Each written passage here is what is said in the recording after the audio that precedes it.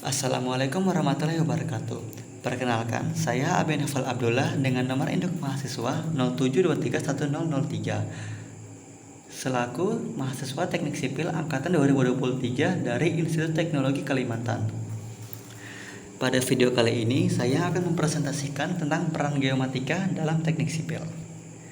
Sebelumnya, pada bagian pengantar, geomatika atau bisa disebut juga ilmu geoteknik adalah cabang ilmu teknik sipil yang mempelajari tentang perilaku dan sifat tanah serta bebatuan, lalu dihubungkan dengan desain, konstruksi, dan pemeliharaan struktur bangunan.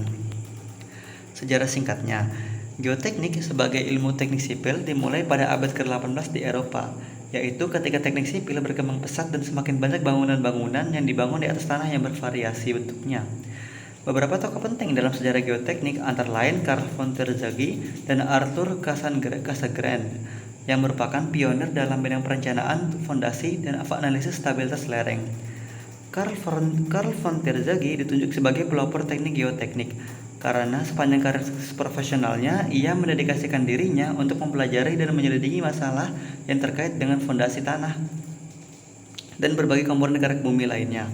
Ini memberi jalan untuk mengubahnya, bekerja dan mengungkapnya dalam lembaran yang saat ini merupakan teks dasar untuk geoteknik.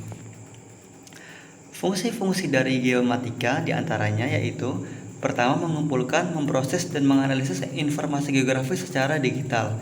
Kedua, membuat peta dan citra satelit. Ketiga, mengidentifikasi dan memetakan sumber daya alam. Keempat, mendeteksi perubahan lingkungan. Dan kelima, menyediakan informasi geografis untuk perencanaan dan pengambilan keputusan. Ada beberapa peran geomatika yang saya pilih untuk video kali ini. Di antara lain, pembangunan infrastruktur, lingkungan, sumber daya alam, pemetaan kependudukan, dan industri konstruksi. Pertama, pembangunan infrastruktur. Geomatika digunakan dalam pembangunan infrastruktur seperti jalan raya, jembatan, dan bangunan gedung. Penggunaan teknologi pemetaan pemodelan 3D dapat membantu menentukan posisi dan bentuk bangunan yang akan dibangun. Kedua, lingkungan. Geomatika digunakan untuk memantau kualitas air, perubahan lahan, dan penanganan bencana alam. Data dari satelit dan drone dapat digunakan untuk memantau kondisi lingkungan secara real time. Tiga, sumber daya alam. Geomatika digunakan dalam pemetaan tambang, perkebunan, dan hutan.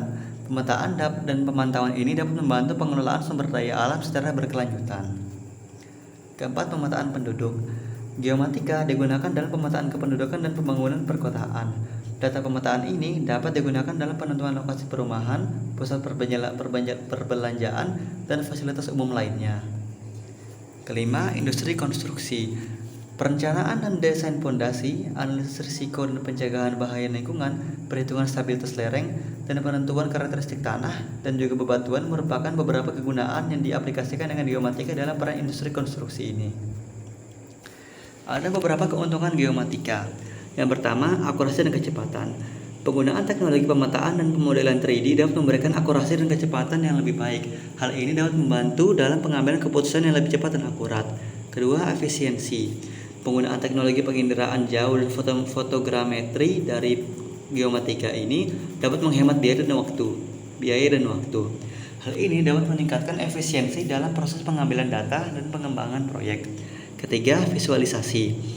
Pemetaan dan pemodelan 3D memberikan visualisasi objek yang lebih baik dari suatu wilayah.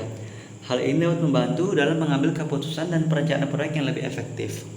Keempat, peningkatan produktivitas. Penggunaan teknologi geomatika dapat meningkatkan produktivitas dalam manajemen proyek, pemrograman, pemasaran, dan pengembangan produk. Hal ini dapat membantu dalam meningkatkan efektivitas bekerja dan mengurangi biaya operasional. Kelima, penyimpanan data terpusat. Sistem informasi geografis atau SIG dapat membantu penyimpanan dan pengolahan data terpusat. Hal ini dapat membantu dalam pengambilan keputusan yang lebih cepat dan akurat, serta meminimalkan kesalahan manusia dalam pengolahan data. Sekiranya itu saja dari saya. Mohon maaf jika ada kesalahan dalam berbicara. Terima kasih dan wassalamualaikum warahmatullahi wabarakatuh.